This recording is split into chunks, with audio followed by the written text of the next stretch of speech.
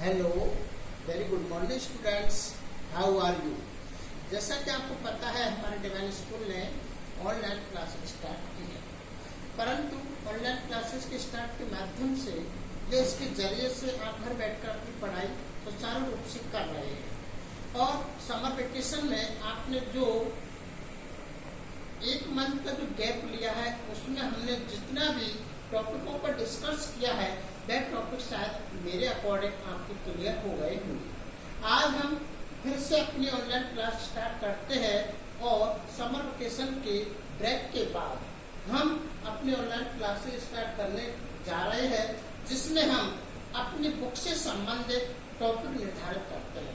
आइए अपनी सिलेबस के अकॉर्डिंग देखते हैं कि अपन के सिलेबस में जो टॉपिक निर्धारित किए हैं वह टॉपिक आपको क्लियर करके आज हम बताने जा रहे हैं। सबसे पहले हम जो आपकी बुक का नेम है वह है संवाद सेतु। संवाद सेतु ये बुक है, इसमें 5 चैप्टर है। कितने? 5 चैप्टर। ओके, अब 5 चैप्टर कितने कितने मार्क्स का आते हैं अच्छे से ध्यान से सुने और इसके अकॉर्डिंग मैं आपको बताने जा रहा हूँ। 5 चैप्टर ये आते हैं 12 मार्क्स के आते हैं। और 12 मार्क्स में आपको कैसे किया जाता है, सबसे पहले मैं आपको बताने जा रहा हूँ। 5 चैप्टर जो नंबर 1 जो टॉपिक है अपन का वह टॉपिक है समाचार लेखन। समाचार लेखन देखिए बच्चों, समाचार लेखन 2 अंक का आता है। कितने अंक का? 2 अंक। 2 मार्क्स का आएगा। बोर्ड के एग्जाम में इससे संबंधित क्वेश्चन कैसे पूछा जाता है अच्छे से ध्यान से सुने। सबसे पहले हम पढ़ेंगे समाचार लेखन है क्या। समाचार लेखन के माध्यम से हमको ये भी बताना होगा कि इसके कितने प्रकार होते हैं और साथ ही साथ इसको ये भी बताना होगा कि इसके माध्यम से या इससे संबंधित क्वेश्चन कैसे पूछा जाता है। तो देखिए समाचार लेखन। समाचार लेखन क्या होता है? सबसे पहले हम इसकी डेफिनेशन पढ़ते हैं अर्थात इसकी परिभाषा पढ़ते हैं। समाचार लेखन, समाचार लेखन क्या होता है अच्छे से ध्यान से सुने। समाचार हमारे दैनिक जीवन में एक महत्वपूर्ण अंग होता है। समाचार हमारे दैनिक जीवन में एक महत्वपूर्ण अंग होता है। समाचार हमारे दैनिक जीवन में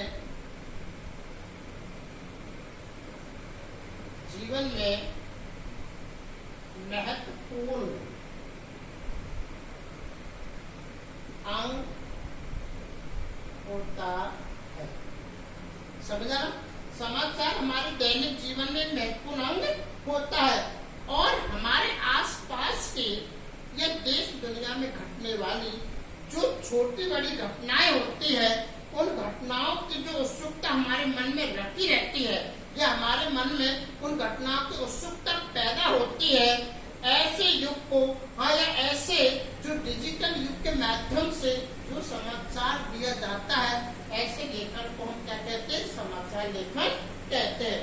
आज के युग के अकॉर्डिंग सूचना का डिजिटल युग है, जिसके समाचार का सूचना का एक स्थान से दूसरे स्थान तक पहुंचाया जाता है।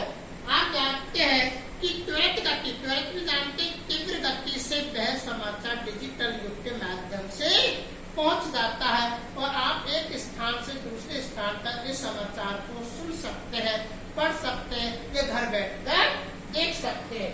जबकि समाचार पूर्ण रूप से परिपक्व होता है अर्थात पूरी तरीका से कैसा होता है? मजबूत होता है। तो ये जो होता है समाचार हमारे दैनिक जीवन का एक महत्वपूर्ण अंग होता है जो डिजिटल युग के माध्यम से किसके? डिजिटल युग के माध्यम से वह समाचार एक स्थान से दूसरे स्थान पर देश विदेश में घटने वाली छोटी बड़ी जो घटनाएं होती है वो हम वहाँ पर देख सकते हैं।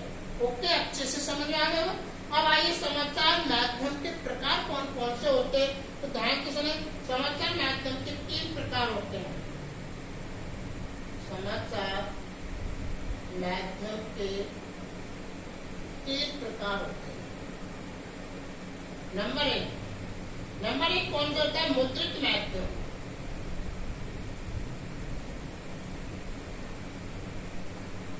कौन सा होता है? मुद्रित माध्यम। इसके बाद नंबर 2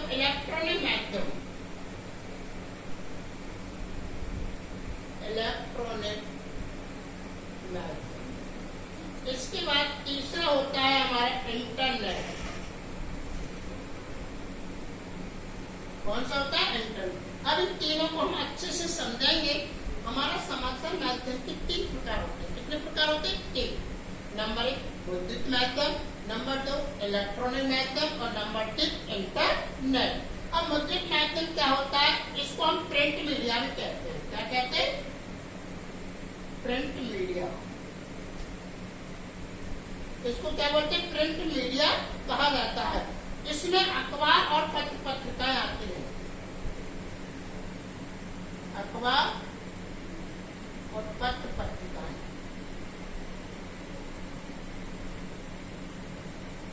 ओके, अखबार और पत्र पत्रिकाएं इसी में ही आती है। इसके बाद इलेक्ट्रॉनिक माध्यम। कौन सा माध्यम? इलेक्ट्रॉनिक। इलेक्ट्रॉनिक माध्यम के अंतर्गत हम क्या होते हैं? 2। एक तो श्रव्य कैप होता है और दूसरा होता है आपका दृश्य कैप। इसमें श्रव्य कैप भी होता है।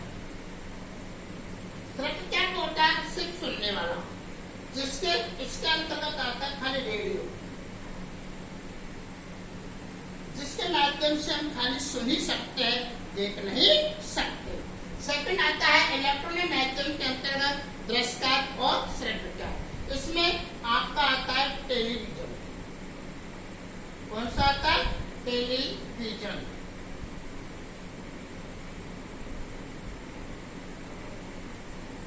Okay, television. अब क्या आता है? दृश्य श्रव्य का अंतर सुनिए। दृश्य होता है क्या? देखने योग्य। दृश्य क्या होता है? देखने योग्य। और श्रव्य होता है कौन सा? सुनने वाला। कौन सा होता है? सुनने वाला। तो इसमें टेलीविजन कौन सा होता है? टेलीविजन। तो अब क्या होता है? ध्यान से सुने। दृश्य कैप और श्रव्य कैप। तो दृश्य कैप में खाली अपन क्या कर सकते हैं? देख सकते हैं, और श्रव्य कैप में सुन सकते हैं। तो देखने सुनने का जो कार्य होता है वो क्या होता है? टेलीविजन होता है। कौन होता है? टेलीविजन। तो अच्छे से ध्यान से सुनिए। टेलीविजन।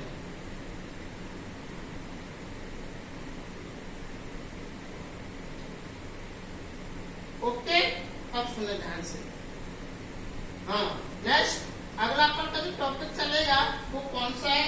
इंटरनेट। इंटरनेट में क्या होता है? सुने ध्यान से। इंटरनेट के माध्यम से अपन क्या कर सकते हैं? इंटरनेट में क्या होता है? मीडिया। इसके नाम से अपन क्या बोलते हैं? इसको न्यू मीडिया के नाम से जाना जाता है। कौन सी मीडिया? न्यू मीडिया के नाम से जाना जाता है। किसके माध्यम से?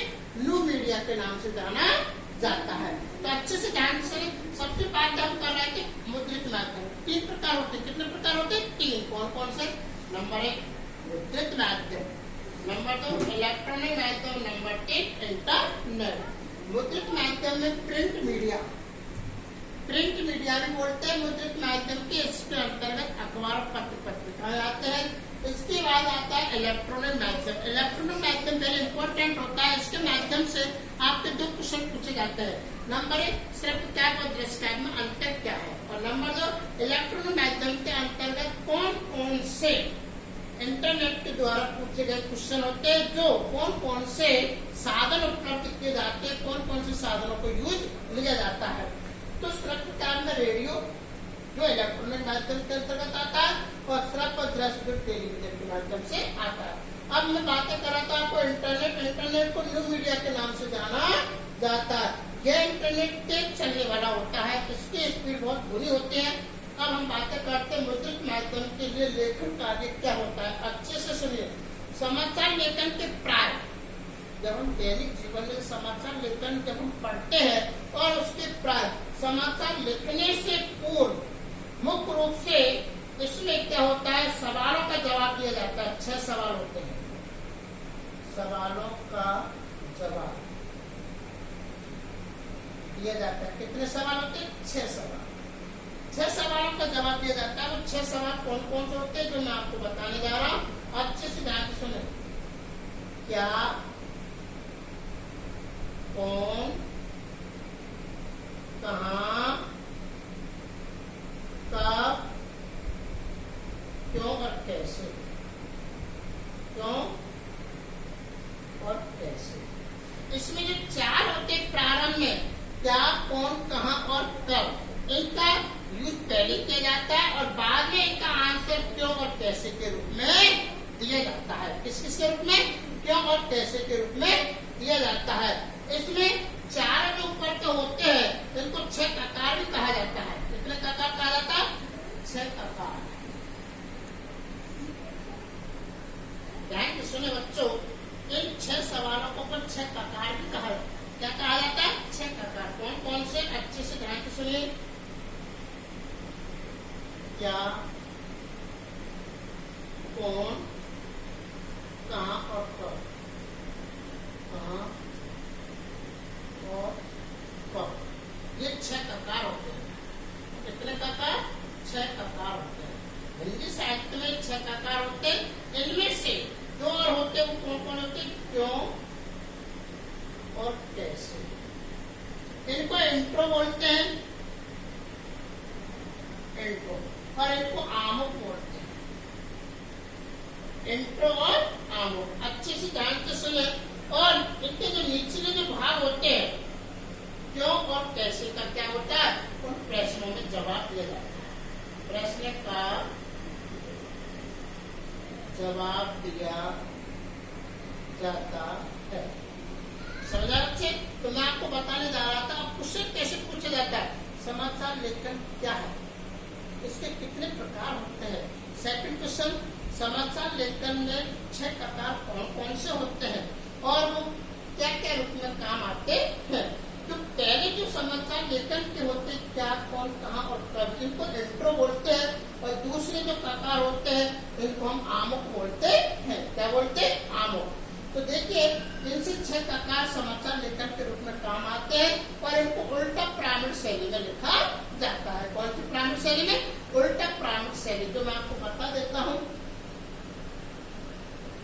उल्टा प्रामाणिक शैली, उल्टे प्रामाणिक शैली में इनको यूज किया जाता है, अर्थात इनको लिखा जाता है। इसमें क्या होता है, जब उल्टा प्रामाणिक शैली की जो शैली होती है, बोलने की जो शैली होती है, उसमें जो लिखने का तरीका होता है, समाचार लेकर को छापते हैं, तो इनमें 4 जो क्वेश्चन दिए जाते हैं, क्या, कौन, कहां और कब, इसका प्रमुख रूप से ध्यान रखना पड़ता है। और लास्ट में उन समाचार लेखन का 2 क्वेश्चनों के ऊपर जवाब दिया जाता है, क्या और कैसे के रूप में।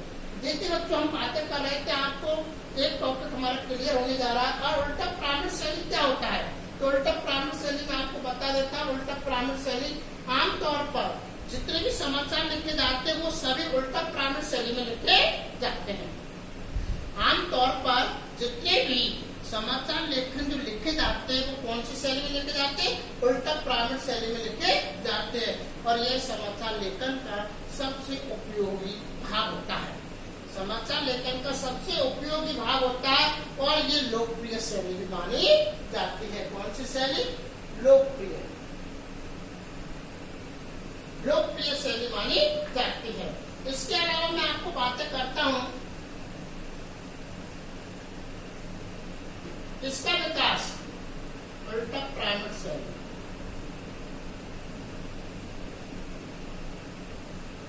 यह लोकप्रिय शैली है। लोकप्रिय शैली, और आमतौर पर समाचार लेखन इसी शैली में लिखे जाते हैं। आमतौर पर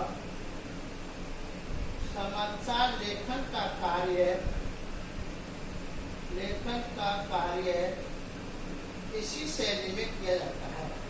कौन सी शैली में? उल्टा प्रामाणिक शैली में, जो बहुत ही लोकप्रिय शैली मानी जाती है। इस शैली का विकास मैं आपको बता देता हूँ, अच्छे से ध्यान से सुना, पूरा एक्सप्लेन करके दिखाता हूँ। इस शैली का विकास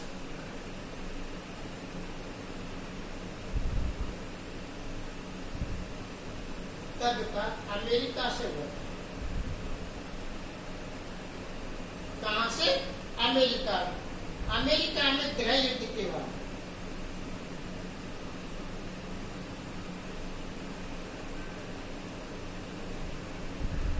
कौन से गृह युद्ध के दौरान इस शैली का विकास हुआ था। और इसमें घटनाओं को पहले छापा जाता है, अर्थात उनका वर्णन पहले किया जाता है। और इसमें घटते हुए क्रम, सूचना को पहली बार लिखा जाता है, जैसा समाचार लेखन में जो कार्य किया जाता है वो पहले इसी की घटनाओं को लिखा जाता है। पहले ऐसी जो घटनाएं होती है उन घटनाक्रम में पहले इनको लिखा जाता है।